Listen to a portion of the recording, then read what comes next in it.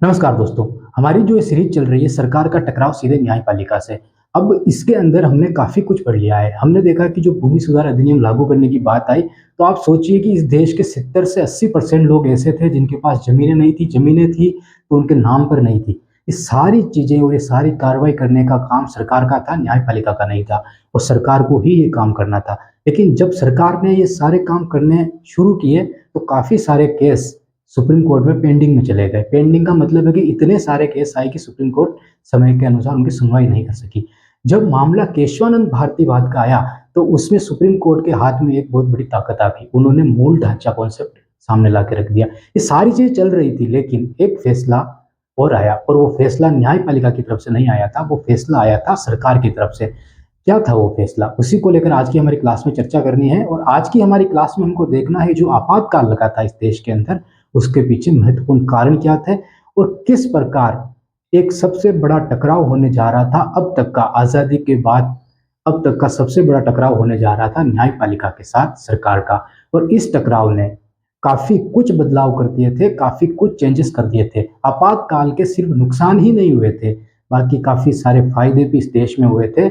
इस आपातकाल ने इस देश में सरकारी संस्थाओं से लगाकर, प्राइवेट कंपनियों से लगाकर और खुद न्यायपालिका, खुद सुप्रीम कोर्ट की जवाबदेही तय करने का काम किया था।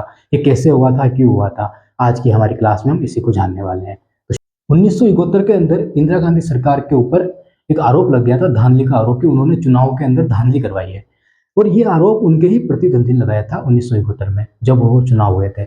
अब यहाँ पे अगर ये आरोप साबित हो जाता है, तो चुनाव आयोग की गाइडलाइन के अनुसार अगर प्रधानमंत्री है तो कुर्सी छोड़नी पड़ती है, सीधा सा जवाब यही है। और विपक्ष इतना मजबूत था उस वक्त कि कुर्सी छोड़नी ही पड़ेगी, क्योंकि इंदिरा गांधी सरकार के खिलाफ कांग्रेस ही दो भागों में टूटती जा रही थी और टूट चुकी थी। तो ये सारी घटनाएं उस वक्त हो रही थी।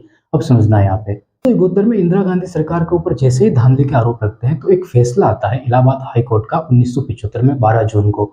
और उस 12 जून के फैसले में इलाहाबाद हाई कोर्ट कहता है कि आपके ऊपर जो आरोप लगाए गए हैं, कैसे आरोप, तो सरकारी मशीनरियों का उपयोग करना, उनके अधिकारियों का उपयोग करना चुनाव जीतने के लिए, वो सही साबित होते हैं। और सही साबित होने के कारण, और फिर आपको पता है चुनाव आयोग की गाइडलाइन जो हमने अभी बात की, वो सारी चीजें होने लगी। अब यहाँ पे सरकार के सामने चुनौती आ गई थी कि वो क्या करे। तो 25 जून को राष्ट्रपति थे फखरुद्दीन अली अहमद, उनके द्वारा एक घोषणा करवाई जाती है। इंदिरा गांधी का फोन जाता है उनके और घोषणा करवाई जाती है रात के समय। और घोषणा ये थी कि इस देश के अंदर आंतरिक अशांति के कारण आपातकाल लगाया जा रहा है, लेकिन देश को चिंता करने की कोई आवश्यकता नहीं है, किसी विदेशी ताकत ने यहाँ पे कोई हमला नहीं किया है। इस तरह की घोषणाएं की जाती है। अब जैसे ही ये घोषणाएं होती है, हमारे देश के अंदर एक बहुत बड़ी चुनौती, पहली बार ये हो रहा था इस देश के अंदर कि कोई सरकार अपनी कुर्सी बचाने के लिए आपातकाल की घोषणा कर रही है। अब जो ये आपातकाल की घोषणा सरकार के द्वारा की गई, इसको समझना। 25 जून को घोषणा की गई, 26 जून से इसको लागू कर दिया गया। जो फैसला आपातकाल को लेकर सरकार ने लिया, यह फैसला सबसे बड़ा एक टकराव था न्यायपालिका के समक्ष, क्योंकि अब न्यायपालिका को अपनी जवाबदेही तय करनी थी कि वो क्या करे। देखना यहाँ पे समस्या क्या आ रही थी। जो आपातकाल लगाया जा रहा था, उसमें सबसे पहला ही सवाल ये खड़ा हुआ कि जो नागरिकों के अधिकार है, उनका क्या होगा। क्योंकि किसी को नहीं पता था कि आपातकाल कितने कितने दिनों तक चलेगा, क्योंकि ये पहली बार इस देश में हो रहा था कि कोई सरकार अपनी कुर्सी बचाने के लिए इस देश में आपातकाल लगा रही है और जो कार्यकाल होता है उसको भी बढ़ा दिया गया। ठीक है, तो ये चीजें हमारे सामने। इसी समय पर एक केस आता है सुप्रीम कोर्ट के अंदर, MMRC वाद, शिवकांत शुक्ला वर्सेस एडीएम जबलपुर, ये केस था। इस केस के अंदर सवाल पूछा गया कि क्या आपातकाल के अंदर जो अधिकार हैं लोगों के, वो उन पे लागू नहीं होते क्या। तो सुप्रीम कोर्ट का फैसला आ गया था कि नहीं होते हैं, क्योंकि सरकार ने संशोधन कर दिया था किसमें, आर्टिकल्स में।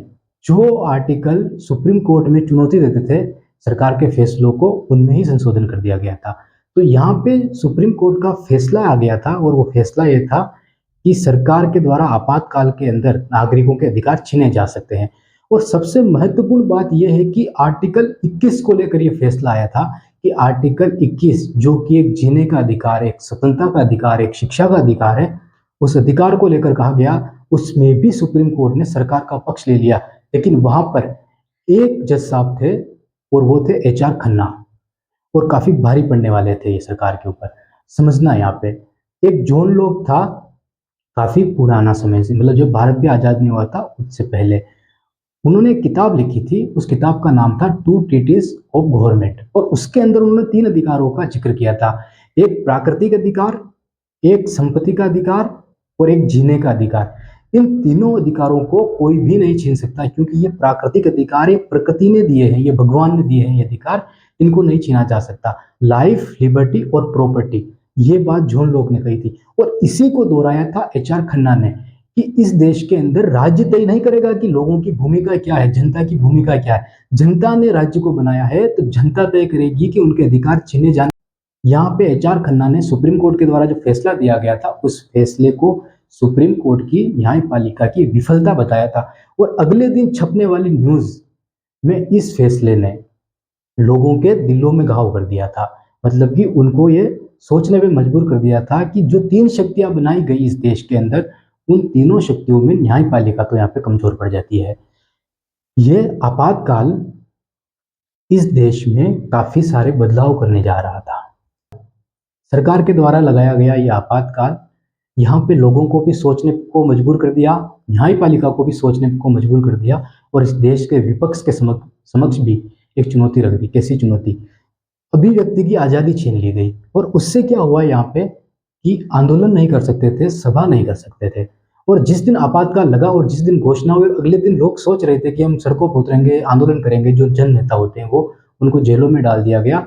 8-8 महीने, 9-9 महीने नहीं छोड़ा गया, 19 महीने भी उनको जेल में रखा गया, या उनको ऐसी जगह कैद कर लिया गया जहाँ से वो बाहर नहीं आ सकते थे, मतलब कि गेस्ट हाउस में रख दिया गया वो कैद करके। तो इस तरह की चुनौतियां उनके समक्ष भी आ गई थी।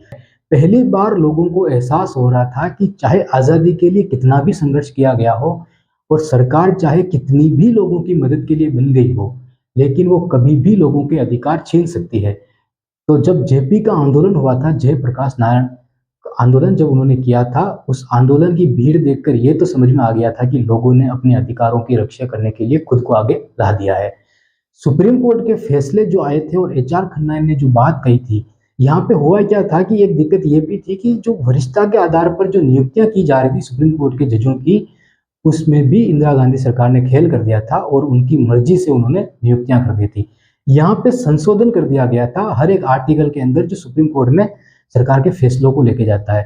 यहाँ पे जजों की जो नियुक्ति जी उसकी हमने बात की, उसमें भी फेरबदल कर दिया गया, और ये कारण बन गया था आपातकाल लगाने का, और आपातकाल के बाद आने वाली एक आंधी का, जिसने इंदिरा गांधी सरकार की कुर्सी को हटा दिया था, उनको प्रधानमंत्री पद से हटा दिया था।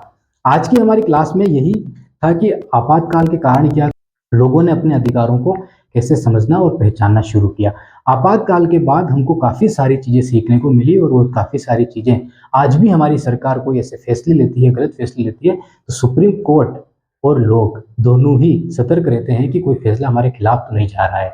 बहुत बहुत धन्यवाद दोस्तों, नेक्स्ट क्लास में मिलते हैं। और जो टकराव अब शुरू हो गया है न्यायपालिका का सरकार के साथ, ये टकराव काफ़ी आगे बढ़ने वाला है, और काफ़ी शानदार तरीके से हम इसको समझने वाले हैं। बहुत बहुत धन्यवाद आपका।